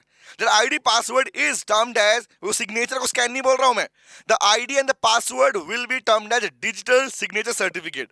होता क्या है? Instead of, example I can use the word, आपके जो क्या कहते हैं, एग्जांपल के लिए आपके जो फिजिकल डॉक्यूमेंट्स हैं, उन फिजिकल डॉक्यूमेंट को आप सबमिट करते हो। सुन लो, यहाँ पे आपको समझना है, बस लिखना नहीं इस पार्ट को। अपने फिजिकल डॉक्यूमेंट, मेरा आधार कार्ड, पैन कार्ड, बाकी इंफॉर्मेशन को मैंने सबमिट कर दिया, और सबमिट करने के बाद वो अथॉरिटी, जो अथॉरिटी है वो उसे क्या करती है? वेरीफाई करती है। और सब कुछ वेरीफाई होने के बाद में मुझे एक सिग्नेचर, मुझे एक आईडी पासवर्ड दे दिया जाता है, और वही मेरा डिजिटल सिग्नेचर कहलाएगा। अब होगा क्या फायदा? क्या इसका फायदा ये होता है कि बार बार आपको अपने फिजिकल डॉक्यूमेंट्स को अटैच करने की रिक्वायरमेंट नहीं पड़ेगी। सिर्फ जहां पर इलेक्ट्रॉनिक सिग्नेचर चाहिए, मैं अपना डीएससी यूज करूंगा, मेरा काम चल जाएगा, इसलिए होता है। तो बात आती है, हालांकि डीएससी को 3 पार्ट में डिवाइड किया गया, class 1, class 2, class 3। Class 1, class 2, class 3 क्या होता है ये भी सुन लो। नॉर्मल केसेस में अगर आप लोग कहते हो कि सर हमें भी चाहिए ऐसा डॉक्यूमेंट, हमें भी चाहिए एग्जांपल के लिए, तो उस केस में आप अगर ऑनलाइन भी, रखना ऑनलाइन मोड में भी अगर गूगल पे चेक करोगे तो वहां पर ऑनलाइन मोड में भी आपको आपका डीएससी अवेलेबल मिल जाता है। अथॉरिटी से कंसल्ट करोगे, उसे डॉक्यूमेंट सबमिट करोगे, वेरीफाई करोगे, और आपके पास में आपके घर पर होम डिलीवरी के रूप में आपका पेन ड्राइव आपको रिसीव हो जाएगा। नंबर 1। नंबर 2 बोला भैया, ऐसे इंडिविजुअल बॉडी कॉर्पोरेट जो ई कॉमर्स, एग्जांपल जितनी भी सारी ई कॉमर्स बिजनेस करते हैं, और अगर ई कॉमर्स बिजनेस कर रहे हो और आपका बिजनेस एलएलपी वाला है, याद रखना, उसके अंदर भी आप क्या कर सकते हो? अपना क्लास 2। क्लास 2 क्या होता है? क्लास 2 थोड़ा सा एडवांस होता है, मतलब जहां पर डॉक्यूमेंटेशन की रिक्वायरमेंट थोड़ी ज्यादा होती है। Okay, and the class 3 will be, ये मिलता है बेटा फिजिकली। मतलब क्या है? पहले दोनों आपको ऑनलाइन अवेलेबल हो जाते हैं, आपको जाने की रिक्वायरमेंट नहीं पड़ेगी, अपने डॉक्यूमेंट सबमिट कर दो और आपके घर पे, आपको आपके प्लेस पर होम डिलीवरी के रूप में आपको आपका डीएससी मिल जाएगा। लेकिन क्लास 3 क्या होता है? अब बड़ी बड़ी कंपनीज एग्जांपल, ठीक है, बड़ी बड़ी कंपनीज है, बड़े बड़े बिजनेसेस हैं, मल्टीनेशनल लेवल की कंपनी काम कर रही है, तो ऐसे केस में रिक्वायरमेंट, डॉक्यूमेंटेशन की रिक्वायरमेंट ज्यादा हो जाती है। तो उस केस में आपको क्लास 3 आप अवेलेबल कर सकते हो, बट तीनों का पर्पज सेम है भाई, तीनों का पर्पस सेम ही है कि electronic document, electronic submission document को सबमिट करने के लिए आपको जो सिग्नेचर की रिक्वायरमेंट होती है, दैट इज कॉल्ड डीएससी कहते हैं उसको। तो क्लास 3 में क्या है? क्लास 3 में फर्क ये है कि आपको डॉक्यूमेंट जाके फिजिकल सबमिट करने पड़ेंगे, और आपको मिलेगा भी कैसे? सर्टिफाइंग अथॉरिटी भी आपको फिजिकल मोड में ही डीएससी अवेलेबल करवाएगी। और ये थोड़ा क्या होता है, it is an advance version, advance DSC होता है, प्लस में फिजिकल डॉक्यूमेंटेशन वेरिफिकेशन होता है और फिजिकली मिलता है। याद रहेगी बात। तो नॉर्मल समझो ऐसे कि जो डी पार्टनर्स हैं, उन डी पार्टनर कौन सा चाहिए? थर्ड और थर्ड सेकंड नहीं चाहिए उनको, मेनली क्या चाहिए? वो फर्स्ट सेकंड में भी उनका काम चल जाएगा, पहली बात याद रखना। क्लियर है? तो पॉइंट क्या समझा भाई? पार्टनर चूज कर लिए उन्होंने, डी अपने डी पिन अप्लाई कर लिया, डी पिन के बाद उन्होंने डीएससी अप्लाई कर लिया। अब आगे आता हूं, अब आया भाई डी पिन भी मिल गया, डीएससी भी मिल गया, अब क्या होगा? बोला अब एक काम करो, आप जिस एलएलपी बिजनेस को स्टार्ट करना चाहते हो, अब चेक तो कर लो कि जो नाम से आप limited liability partnership business start करना चाहते हैं वो नाम अवेलेबल है भी या नहीं है, वो नाम अवेलेबल है भी या नहीं है। तो इसको चेक करने का तरीका भी वही है भैया, अपनी मिनिस्ट्री एमसीए की वेबसाइट पे जाके आपको ये ऑप्शन, नाम चेक करने का ऑप्शन, ये फैसिलिटी फ्री ऑफ कॉस्ट दी जाती है। मतलब जैसे डीप इन डीएससी ले लोगे, उसके बाद में a free facility of checking the availability of name will be provided to you. आपको एमसी की वेबसाइट पे, एमसी की साइट से ये आपको ऑप्शन अवेलेबल होता है। और जहां पर मेनली क्या बोलूंगा, आपको 6 प्रपोज नेम, 6 कम से कम 6 नाम आपको प्रपोज में मिलेंगे। 6 propose name for the LLP. अगर आप कोई नाम टाइप करोगे तो वहां पर आपको 6 नाम प्रपोज आएंगे कि आप ये नहीं ये रख सकते हो, आपको 6 ऑप्शन मिल जाते हैं। अब उन 6 में से कोई एक चूज कर लो, और चूज करने के बाद में स्टेप नंबर 6 क्या बोलते हैं, चूज करने के बाद में अपने उस नाम को रिजर्व कर लो भाई। कोई सिंपल सी बात है, आज अवेलेबल है, कल होगा नहीं होगा ये पता नहीं होता। तो सिंपल सी बात क्या है, एक बार आपको नाम मिल गए, नाम में से आपको क्या करना है, उन 6 नामों में से आपको कोई एक नाम रिजर्व करना होगा। अब नाम रिजर्व करने के लिए कैसे है, रिजर्वेशन ऑफ नेम अवेलेबल है, बट यहां पर फीस लगती है भाई। देखो बिना पैसे के तो कोई काम नहीं होने वाला, बिना पैसे कोई काम नहीं होने वाला। तो वर्ड क्या बोला, reservation of form name by e form 1। तो e form 1 is for the name reservation. अपना नेम रिजर्व कर पाओगे, कैसे कर पाओगे, फीस सुन लो, फीस कितनी है, 200 रुपए की फीस है मात्र 3 महीने के लिए। मतलब 3 महीने के लिए नाम रिजर्व कर पाओगे, लेकिन ये किसके लिए है, it is for the Indian LLP. अगर इंडियन एलएलपी है तो उस केस के अंदर, लेकिन अगर आपकी एलएलपी है foreign LLP, in case of foreign LLP the fee will be 10,000 rupees for 3 years. यहां पर टाइम भी ज्यादा है और यहां फीस भी ज्यादा है। 10,000 रुपए 3 साल के लिए किसके लिए, it is for the foreign LLP, और 200 रुपए किसके लिए, 3 महीने के लिए इंडियन एलएलपी के लिए। ये बात ध्यान रखना बेटा। चलें, अब हुआ क्या, नेम सेलेक्ट हो गया, रिजर्व भी कर लिया, अब नेम रिजर्वेशन तुम्हारा हो गया। अब भैया बाकी डॉक्यूमेंट सबमिट करने पड़ेंगे। अब सबमिट करने पड़ेंगे आपके बाकी डॉक्यूमेंट्स, कौन कौन से पढ़ना। अब बात सुनो, आपको एलएलपी एग्रीमेंट याद है, हाँ वही वाला सबमिट करना पड़ेगा। स्टेप नंबर 7 क्या बोलता है, पढ़ना, drafting the incorporation document in e form 2। मतलब ई फॉर्म 2 क्या है, e form 2 is all about the आपका इनकॉर्पोरेशन डॉक्यूमेंट, आपका एलएलपी, आपके कंसेंट लगेगा, सहमति लगेगी, वो सब यहाँ पे सबमिट करना पड़ता है। अब बात करते हैं, तो e form 1 is about the name reservation, e form 2 is about the कौन सा, इनकॉर्पोरेशन डॉक्यूमेंटेशन। कौन सा पढ़ना, कह रहा ड्राफ्ट कर लो एलएलपी एग्रीमेंट। पार्टनर्स के बीच का, जो पार्टनर्स, जो एलएलपी के पार्टनर्स होते हैं, वो जो उनके बीच के राइट्स हैं, ड्यूटीज हैं, वो सब कुछ जिस एग्रीमेंट में लिखा होता है, वो एलएलपी एग्रीमेंट आपको ड्राफ्ट करना है, जिसमें सारी इंफॉर्मेशन होगी, name, address, partner, relation, designation, duty, responsibility, सारी इंफॉर्मेशन आपकी एग्रीमेंट को आप बनाओगे। बनाने के बाद में आपको कंसेंट भी लगेगा, रिटर्न कंसेंट चाहिए किसका, डी पार्टनर्स का, ध्यान रखना, डी पार्टनर, डेजिग्नेटेड पार्टनर का रिटर्न कंसेंट भी लगेगा। अब रिटर्न कंसेंट में क्या होता है, सुन लो, कंसेंट में क्या होता है, कंसेंट में होता है भैया कि ये लोग गिल्टी पाए नहीं गए, दोषी नहीं पाए गए, not guilty, not guilty in the previous years, previous 5 years, पिछले 5 सालों में इन्होंने किसी भी फ्रॉड में, मिसकंडक्ट में काउंट नहीं किए गए। दूसरा, इसके साथ साथ में ये बात की सहमति भी देंगे भाई, सिंपल सी बात, कि जितने भी हमने फॉर्मेलिटीज पूरी की हैं वो सारी सही की गई हैं, remember as per the act follow की गई हैं। अपार्ट फ्रॉम दिस, अब मेनली यहाँ पे याद रखना खाली कि इनको कंसेंट देना होता है कि जितनी भी इंफॉर्मेशन प्रोवाइड की गई है सब इंफॉर्मेशन सही है और ये गिल्टी नहीं पाए गए थे। आगे आता है, अब कहता है अप्लाइंग फॉर इनकॉर्पोरेशन डॉक्यूमेंट। अब जब आपका एलएलपी एग्रीमेंट बन गया, डीपीएन आ गया, डीएससी आ गया, तो आप अपने डॉक्यूमेंट को अप्लाई करोगे, अप्लाई सबमिट करोगे। अब सबमिट कैसे करोगे, सुन लो, यहां भी पैसा लगेगा, याद रखना। ऊपर थी रिजर्वेशन फीस, ये है इनकॉर्पोरेशन फीस, कितनी है भैया, lies between 500 rupees to 5,000 rupees, याद रखना, कोई फिक्स पेमेंट नहीं है, it depends on the contribution, याद रखना, it depends on the contribution, contribution of partners. एक एलएलपी में पार्टनर्स कितना कंट्रीब्यूट कर रहे हैं, तो मिनिमम 500 रुपए से लेके 5,000 रुपए तक की फीस आपको सबमिट करनी पड़ती है। नीचे लाइन लिख भी दी मैंने, ये डिपेंड करती है भैया कि अमाउंट कंट्रीब्यूशन कितना कर रहे हो बिजनेस के अंदर।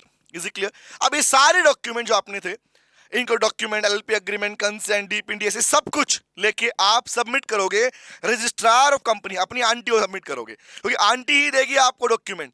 तो step number 8 and the last step will be क्या है, when the incorporation document has been submitted to the ROC, aunty को जैसे डॉक्यूमेंट मिल जाएगा और आंटी हो जाएगी सेटिस्फाई। सुनना ध्यान से बात को, सेटिस्फेक्शन बहुत जरूरी है।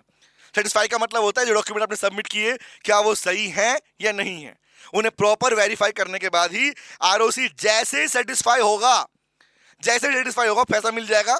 उसके बाद क्या करेगा, 2 चीजें पढ़ना।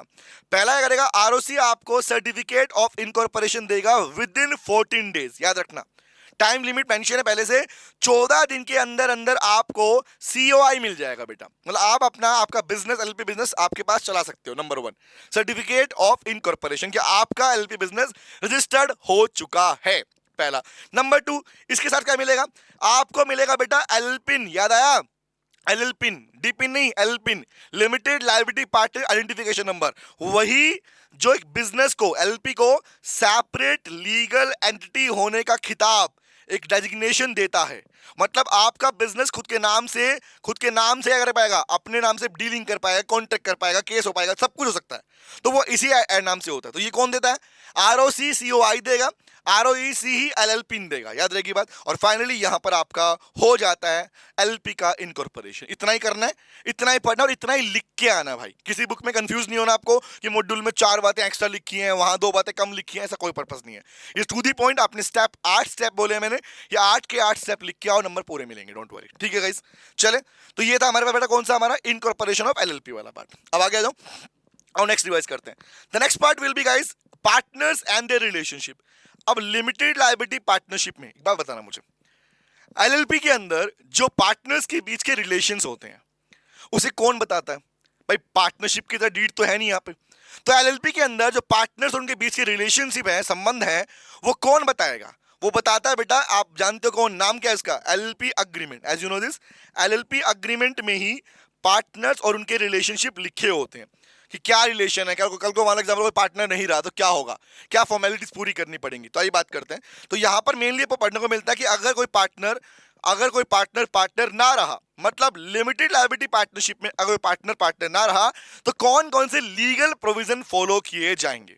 और इस पे एग्जाम में अलग से क्वेश्चन पूछ सकता है कि cessation of being a partner. Repeat कर रहा हूं, ये टॉपिक आपको इस नाम से मिल सकता है, लिख देता हूं, ये topic can be, this particular topic can be asked as cessation of partners and their partnership interest. The word cessation बना है cease से, cease का मीनिंग होता है रोकना, कि अब से आप पार्टनर नहीं रहोगे, अब आपके पार्टनर वाले अधिकार खत्म हो रहे हैं। अब पॉइंट समझना, अगर कोई पार्टनर एलपी को छोड़कर जाना चाहे, जब आएगा जा सकता है। दो वर्ड समझना, देयर 2 पॉइंट्स गाइस, या तो कोई पार्टनर खुद जा रहा होगा या उसे धक्के मार के निकाल रहे होंगे, बट ये पार्टनरशिप नहीं है कि एक्सपल्शन कर दिया, यहाँ पे बट दूसरा है बेटा, सुनना ध्यान से। लिमिटेड लायबिलिटी पार्टनरशिप के अंदर अग्रीमेंट के अंदर मेंशन होता है कि भैया अगर कोई पार्टनर फर्म छोड़ता है, एलएलपी बिजनेस छोड़ता है, तो छोड़ने का तरीका क्या है, 2 तरीके हैं, या तो आप अग्रीमेंट कर लो, या तो अग्री कर लो बाकी पार्टनर के साथ में कि मैं जा रहा हूं, या अगर आप अग्री करते हो कि जा रहा हूं तो आपको नोटिस देना पड़ेगा। अब सुन लो, अग्रीमेंट में नहीं भी लिखा हुआ कि पार्टनर छोड़ के जाएगा तो क्या प्रोविजन रहेगा, तो याद रखना कम से कम मिनिमम 30 दिन का नोटिस मैंडेटरी होता है। बाकी सारे पार्टनर को, मतलब एलपी बिजनेस को कम से कम 30 दिन का नोटिस आपको सर्व करना पड़ेगा, और 30 दिन के नोटिस के बाद ही आप जा सकते हो, क्योंकि सिंपल सी बात है, अब आपका हिसाब बनाया जाएगा ना भैया कि जा रहे हो तो क्या क्या लायबिलिटी तुम लेके जाओगे, क्या बेनिफिट तुम लेके जाओगे। अब बात कर लेते हैं। तो पहला पॉइंट समझना, नंबर 1 समझना, बड़ा इजी पॉइंट है, बस सुनते रहना ध्यान से, खाली बोल रहा हूं। A person may be cease to become a partner by an agreement, agreement के थ्रू, अगर अग्रीमेंट में अगर लिखा हुआ है तो पर्सन को रोका जा सकता है कि अब वो पार्टनर नहीं रहेगा। मतलब एग्जांपल के लिए कोई पार्टनर अगर है तो उसे पार्टनर, सीज मतलब लिख लो, सीज का मतलब स्टॉप होता है, रोकने को बोलते हैं। नंबर क्या, वो पार्टनर नहीं रहेगा। दूसरा क्या है, अगर कुछ नहीं मेंशन है एग्रीमेंट में, तो उस केस में क्या बोला, by giving a notice in writing और नॉट लेस देन 30 डेज, मतलब in short not less than मतलब एटलीस्ट 30 डेज भी, एटलीस्ट बिफोर 30 डेज, 30 दिन पहले आपको अपने रेजिग्नेशन का, क्या आप रिजाइन करना चाहते हो, इस बात का नोटिस देना पड़ेगा। 2 कंडीशन बोली है, मैं ध्यान रखना। पहली कंडीशन क्या बोली, या तो अग्रीमेंट में मेंशन है कि कौन सा तरीका फॉलो होगा, नंबर 1।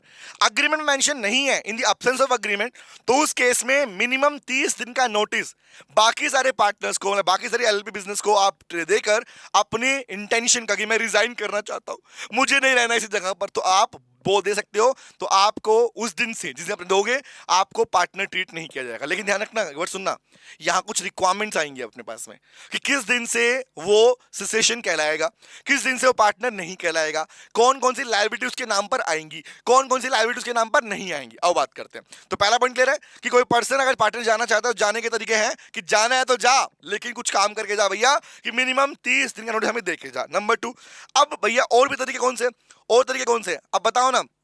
एक पार्टनर एलपी बिजनेस में सीज होगा। नंबर 2, नंबर सीज मतलब स्टॉप कैसे हो जाएगा, और तरीके कौन से हो सकता है भैया कि उसकी डेथ हो गई हो। अब एग्जांपल मुझे बताओ, डेथ या डिसोल्यूशन। अब मान लो कोई पार्टनर मर गया तो खत्म ही हो गया, चला ही गया वो तो फिर भी। या फिर जो एलपी बिजनेस था वो डिसॉल्व हो गया, डेथ हो गई, डिसॉल्व हो गया, नंबर 1। नंबर 2, या कोई पर्सन अनसाउंड माइंड का डिक्लेयर हो गया, मतलब अब वो कॉम्पिटेंट पर्सन नहीं है, या फिर उसे इंसॉल्वेंट डिक्लेयर कर दिया गया। तो ये 3 तरीके कौन से हैं भाई, ये 3 तरीके वो है जहां पर ऑप्शन चॉइस नहीं है। यहां तो एक तरीके से आप कंपलसरी सेशन कहलाओगे, compulsory cease to be a partner, compulsory cease to be a partner. यहां पर अपने पास में आप जनरली कंपल्शन के थ्रू, अगर मर गए तो है ही नहीं कुछ, अनसाउंड मानो तब भी आपको निकाला जाएगा। तो पॉइंट कहने का मतलब है इंसॉल्वेंट की वजह से निकाला जाएगा। तो पॉइंट क्या है, ये था कि अपनी मर्जी से जाना जाओ। वॉलंटरी वाले पार्ट में ये प्रोविजन है और मैंडेटरी वाले पार्ट में ये प्रोविजन है। अब बात आती है, एक बात सुनना, बात आती है कि बेशक आपको कंपलसरी निकाला गया, मैंडेटरी पार्ट से निकाला गया, या अपनी मर्जी से गए, बट पॉइंट नंबर 1 कि यहां पर आप मुझे बताइए, क्या आपके नाम पर लायबिलिटीज आएंगी? आएंगी सर, आएंगी। Always remember. क्या, अब मेरा पहला क्वेश्चन सुना, अब मेरा पहला क्वेश्चन, क्या मेरे जब तक मेरे को एज ए पार्टनर रोका नहीं गया था, क्या उस दिन तक, उस दिन से जिस दिन से मैं सीज किया गया उस दिन से पहले तक की जितनी लायबिलिटीज हैं, the day before my session, अगर मैं तुम्हारे एलएलपी का पार्टनर था तो मेरे सेशन से पहले, या मेरे इंसॉल्वेंट होने से पहले, मेरे अनहोन होने से पहले जितनी भी सारी लायबिलिटी मेरे नाम पर थी, क्या मैं पे करूंगा? ये पे करनी पड़ेंगी, आंसर इज पे करनी पड़ेंगी। और ध्यान रखना, जिस दिन से कोई पार्टनर सीज हो जाता है, cease to become a partner, उस दिन से उसका नाम मिलता है former partner. The word is called former partner, पहले वाला पार्टनर, पुराना पार्टनर बोलते हैं उसको। अब बात करते हैं, क्या बोल रहा है पढ़ना, where a person has cease to become a partner, क्या होगा? द फॉर्मर पार्टनर मतलब वही है ये पार्टनर, मतलब इन शॉर्ट कहने का मतलब जो कि रोक दिया गया उसी को बोलता है फॉर्मर पार्टनर। क्या होगा? It still being a partner, उसे पार्टनर कहा जाएगा। है ये क्या मतलब हुआ सर? अगर रोक ही दिया तो पार्टनर क्यों है? बेटा सुनो, उसे पार्टनर क्यों ट्रीट किया जा रहा है वो भी सुन लो। बोला अनलेस, क्या condition? Number 1, the person has provided notice. अगर मान लीजिए जिस पार्टनर को रोका गया उसने अगर नोटिस नहीं दिया तो भी पार्टनर है, ध्यान रखना, क्योंकि नोटिस कंडीशन, नोटिस देना मैंडेटरी है। Notice to the partner also and notice to be registrar, aunty को भी देना पड़ेगा।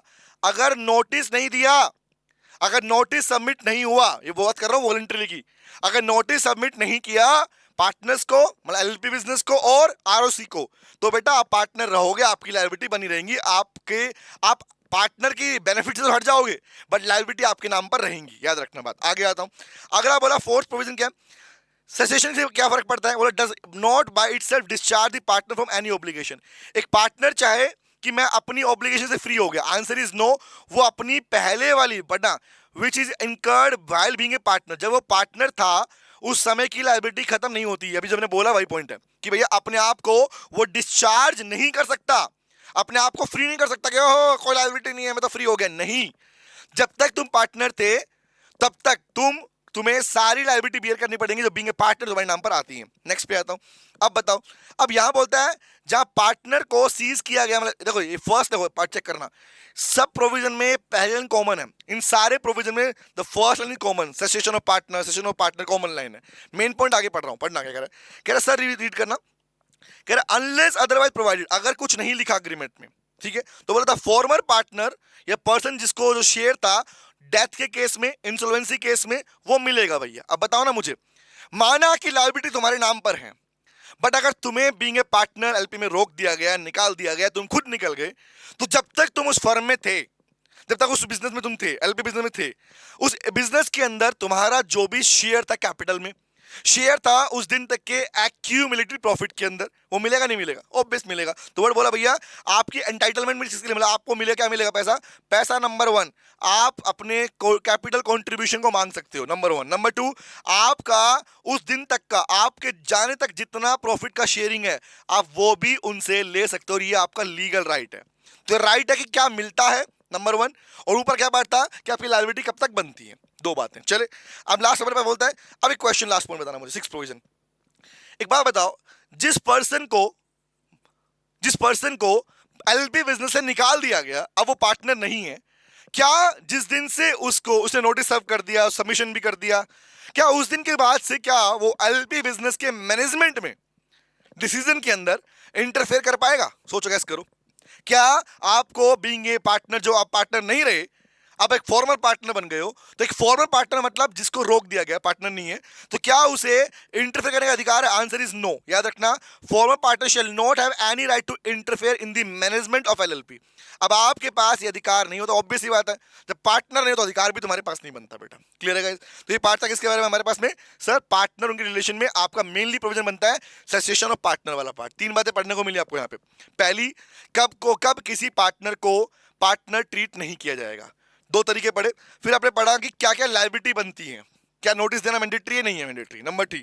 फिर आपने पढ़ा कि सिंपल सी बात सर, क्या ये बेनिफिट लेके जाएगा जाने से पहले, ये बात ध्यान रखना। और लास्ट पढ़ा कि मैनेजमेंट में इंटरफेयर करने का अधिकार नहीं है, नहीं है, नहीं है। Is it clear? यहाँ खत्म होता है।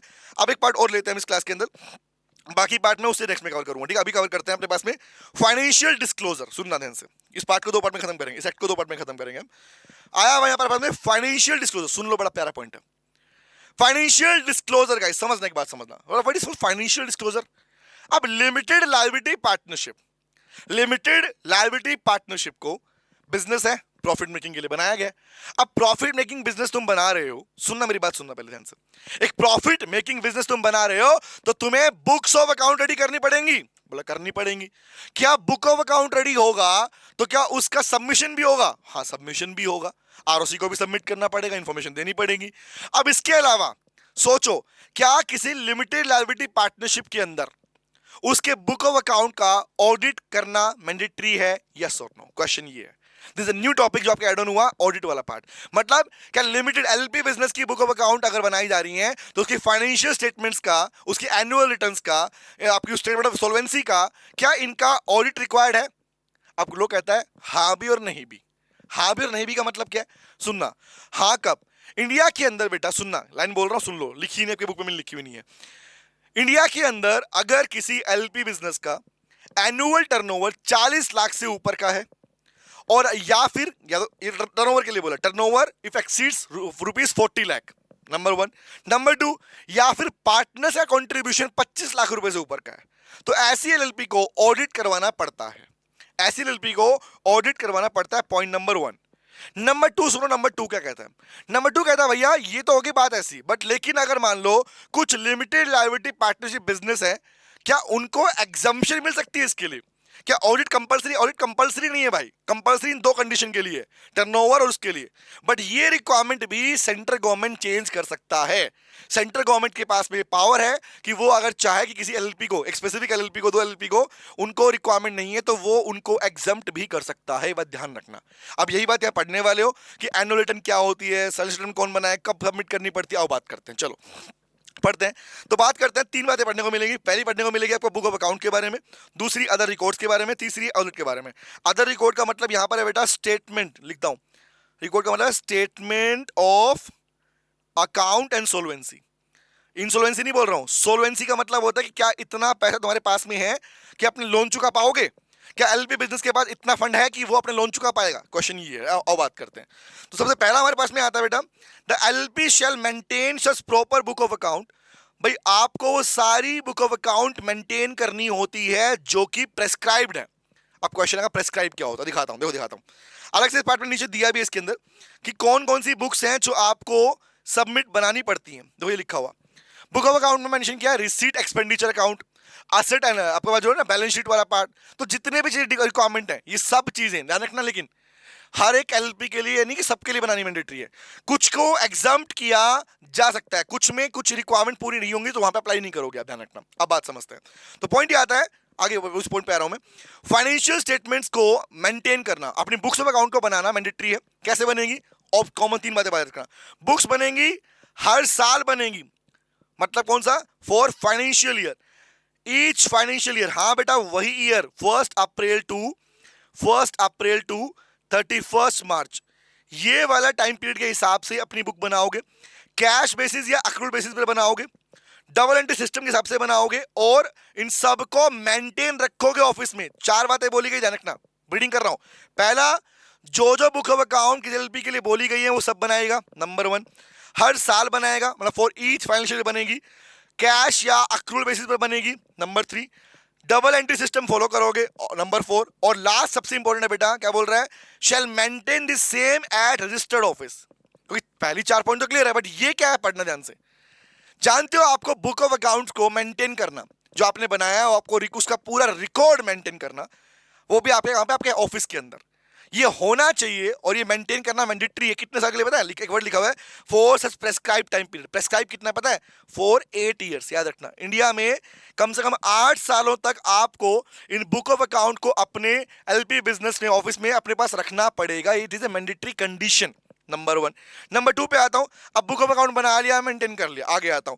अब बोला भैया, अब दूसरी कंडीशन क्या है, सेकंड कंडीशन कहती है भैया, हर एक एलएलपी को with in 6 months from the end of financial year. ये सुना ध्यान से बात, पहला पॉइंट है, बुक ऑफ अकाउंट बना लिया हर एक फाइनेंशियल ईयर, मतलब अप टू 31 मार्च। 31 मार्च जिस दिन खत्म होगा, 31 मार्च जिस दिन खत्म होगा, उसके अगले 6 महीने के अंदर, with in 6 month from the end of financial year. ये वर्ड समझने जरूरी है, अगर आपने फास्ट पढ़े हैं तो आप ध्यान से सुन लो, रिवाइज करो ढंग से इसको। जिस दिन फाइनेंशियल खत्म हुआ 31 मार्च के बाद से, उसके अगले 6 महीने के अंदर आपको एलपी को स्टेटमेंट ऑफ अकाउंट एंड सोल्वेंसी बनाना पड़ेगा। ये अलग होता है। स्टेटमेंट अकाउंट एंड सोल्वेंसी किस लिए होता है, सोल्वेंसी मतलब क्या क्या एलपी बिजनेस के पास इतना पैसा है कि वो अपनी लायबिलिटी चुका पाएगा, इसके लिए बनाया जाता है। तो अगले 6 महीने मिलते हैं आपको, अपनी उस बुक्स ऑफ अकाउंट के आधार पर अपना अकाउंट एंड सोल्वेंसी अकाउंट मेंटेन करोगे, नंबर 1। नंबर 2, ये जो स्टेटमेंट बनाएगी shall be signed by D partner. और ये जो आप अपने पास में अकाउंट सोल्वेंसी स्टेटमेंट बनाओगे, इसको सिग्नेचर करेगा पहले कौन, इसके ऊपर डी पार्टनर्स के सिग्नेचर मैंडेटरी हैं, नंबर 2। नंबर 3, नंबर 4 पे आता हूं। अब जो भैया आपने अकाउंट सोल्वेंसी बनाया, देखो क्या पढ़ा, बनाना पड़ेगा with in 6 month. Examiner can ask question on MCQ also, ध्यान रखना कि कितने टाइम के बाद में अकाउंट सोल्वेंसी बनता है। ऑप्शन ए दे दिया, from the end of with in 12 months from the end of financial year, with in 6 month from the end of financial year. तो फ्रॉम वर्ड देख करना, फ्रॉम द एंड, जिस दिन फाइनेंशियल खत्म हो रहा है उसके 6 महीने बाद हमारे पास टाइम मिलता है आपको, 6 महीने का, ठीक है। अब दूसरा क्या बोला, साइन मैंडेटरी है, हाँ सिग्नेचर मैंडेटरी है। आगे बढ़ता हूं। अब सिग्नेचर तो है, बट क्या आंटी को नहीं बताओगे क्या, आंटी आरओसी, हाँ आरओसी को भी सबमिट करना पड़ेगा, ध्यान रखना, पॉइंट समझना। कह रहा एवरी एलपी शैल फाइल, मतलब भैया सबमिट, आपको अपनी ये बुक ऑफ अकाउंट जो सोल्वेंसी अकाउंट है सबमिट करना पड़ेगा। किसको बेटा, किसको करना पड़ेगा, with the registrar every year. हर साल जब जब बनाओगे आरओसी को इसका सबमिशन किया जाएगा, और आरओसी के साथ में फ्री में नहीं होता, अलोंग विद द फीस, जो भी फीस लगेगी जो प्रेस्क्राइब करेगा आरओसी, वो आपको सबमिट करके आरओसी को सबमिट करना पड़ेगा। तो याद रखना, अकाउंट और सोल्वेंसी के रिगार्डिंग 2 बातें बोली हैं, कब सबमिट करना पड़ता है, कौन साइन करेगा, कब बनती है, बात करते हैं। ओके, आगे आते हैं। नेक्स्ट इज कॉल, बोला भैया account of limited liability party shall be audited. अब देखो ये पार्ट किसके लिए आ गया, चेक करना बेटा। ये तो प्रोविजन आए अकाउंट और सोल्वेंसी के लिए, ये बात आई बुक ऑफ अकाउंट बनाएगा कैसा, बुक्स ऑफ अकाउंट के बनेगा कैसा, ये सोल्वेंसी के रिगार्डिंग, और ये बात कर रहा है ऑडिट के रिगार्डिंग। अभी ऑडिट का पूरा टॉपिक आगे आएगा, अभी ऑडिट का पूरा टॉपिक आगे आने वाला है कि ऑडिटर अपॉइंटमेंट कैसे है, रिमूवल कैसे है, ये पूरा ऊपर किसकी बात करूं, एलपी के अंदर। हाँ, लिमिटेड लायबिलिटी पार्टनरशिप में भी अगर बुक ऑफ अकाउंट ऑडिट होंगी तो उसकी रिक्वायरमेंट क्या क्या, अब बात करते हैं। तो पहला हमारे पास में है, the accounts of LLP shall be audited, audit होना मैंडेटरी है। अब मैंने 2 वर्ड बोला, एज में प्रेस्क्राइब, वो वर्ड समझना। प्रेस्क्राइब मतलब as per prescribe by the act. अब प्रेस्क्राइब में क्या, सुन लो, मैंने बोला था आपको, अगर किसी एलपी का annual turnover if exceeds ₹40 lakh, 40 lakh से ऊपर हो जाए, या फिर आपके पास में contribution of partner contribution 25 lakh से ऊपर का हो, तो उस केस में उस एलपी को ऑडिट करने की रिक्वायरमेंट होती है, नंबर 1। ये बात ध्यान रखना, it is a mandatory provision. लेकिन इस मैंडेटरी प्रोविजन के ऊपर अपनी नजर लगाए कौन बैठा है, अपनी नजर लगाए बैठा central government. CG central government चाहे तो अपने ऑफिशियल गजट में नोटिफाई करके किसी भी एलपी को एग्जम्प्ट कर सकता है, मतलब एग्जम्पशन कि भैया तुम्हें रिक्वायरमेंट नहीं है। पर ध्यान रखना, अगर एग्जम्प्ट नहीं किया गया है तो सभी एलएलपी को क्या करना पड़ेगा, ऑडिट करवाना मैंडेटरी, आज के दिन ध्यान रखना बेटा। चलें आगे बढ़े। अब और बताओ मुझे अगला प्रश्न। अब सोचो जितने तुम प्रोविजन पढ़ रहे हो कि भैया ऑडिट करवाना पड़ेगा, रजिस्ट्रार को सबमिट करना पड़ेगा, सोल्वेंसी बनाना पड़ेगा, इनमें से कोई भी प्रोविजन, इनमें से बुक ऑफ अकाउंट नहीं बनाया, मेंटेन नहीं किया, इनमें से कोई भी प्रोविजन अगर फॉलो नहीं किया गया, अब सुनो काम की बात, इनमें से कोई भी प्रोविजन अगर एलपी उसके पार्टनर्स ने फॉलो नहीं किया तो क्या होगा, तो भैया अब पड़ेगी पनिशमेंट की मार। पनिशमेंट की मार क्या है, सुन लो ध्यान से। याद रखना, जब प्रोविजन फॉलो नहीं किए जाते, इवन कंपनी में भी हम यही लिखते हैं कि कॉन्ट्रावेंशन ऑफ प्रोविजन, इसे कॉन्ट्रावेंशन कहते हैं। इसको बोला होता है वायलेशन ऑफ प्रोविजन। लॉ के प्रोविजन का वायलेशन करोगे तो माफी नहीं मिलती, अब जानते हो। तो वर्ड क्या पढ़ना, नंबर 1, एलएलपी अगर फेल हो जाए to comply with the provision, provision को फॉलो करने में, तो नंबर 1 पनिशमेंट मिलेगी। पनिशमेंट क्या मिलेगी? पनिशमेंट, एलपी को पनिशमेंट कितनी है? 25,000 रुपए से लेके 5 लाख रुपए तक का फाइन। मतलब क्या बोला? Fine up to fine from 25,000 rupees to 5 lakh rupees तक का फाइन लगेगा एलपी के ऊपर, ऑन एलएलपी। एलपी मतलब जितने भी बिजनेस पार्ट है पूरा सब पे लगेगा, सिंपल सी बात। नंबर 2, लेकिन अगर कोई डी पार्टनर है, डी पार्टनर तो फंसेगा ना, बड़ा पहले बी पार्टनर बन ले और बड़े डी पार्टनर। अब डी पार्टनर बनेगा तो लायबिलिटी पे करनी पड़ेगी। तो पहला प्रोविजन क्या बोला भाई? 25,000 रुपए से लेकर 5 लाख तक का फाइन। कब बोल रहा? अगर प्रोविजन नहीं फॉलो किए गए तो। और ध्यान रखना, why I am using the word LLP पे लगेगा, मतलब LP is separate business, as you know this, पढ़ते हो कि पार्टनर अलग है, एलपी अलग है। दूसरा, जितने भी डी पार्टनर उन पे भी फाइन लगेगा। कितना लगेगा? उन पे फाइन की लिमिट है बेटा 10,000 रुपए से लेके 1 लाख रुपए तक। तो भैया एलपी पे फाइन कितना है? 25 से 5 लाख। इन पे कितना है? 10,000 रुपए से लेके 1 लाख का फाइन लगेगा। ये कब के लिए बोला? In case of contravention of provision, in case of contravention of provision. ये जो आपने बुक ऑफ अकाउंटिंग प्रोविजन पढ़े, इनमें कोई भी प्रोविजन वायलेशन होता है, उस केस में this person will be held liable as well as LP will be held liable. तो ये पार्ट था बेटा हमारे पास में कौन सा, कि बुक ऑफ अकाउंट के रिगार्डिंग क्या प्रोविजन है। अभी इसके ऊपर आगे बात आएगी एनुअल रिटर्न क्या होती है, इंस्पेक्शन कैसे होता है, ऑडिट कैसे होती है, फॉरेन एलएलपी, हाँ मोस्ट इंपोर्टेंट, फॉरेन एलएलपी कैसे काम करती है, उसकी मीटिंग्स कैसे होती है, कौन से डॉक्यूमेंटेशन मेंटेन की जाएंगे, सब हम पढ़ेंगे अपनी अगली क्लास के अंदर। तो next class will be most important. छोटी होगी बट उसमें कंटेंट बड़ा प्यारा होगा, और क्वेश्चन प्रैक्टिस भी मैं अगली क्लास में कराऊंगा। तो अभी बेटा इसको इतना ही करते हैं। Thank you very much guys. तो सी यू। कुछ भी डाउट रहे प्लीज मेंशन जरूर कीजिएगा, बताइए जरूर मेरे को। Thank you very much, bye guys, take care, bye bye.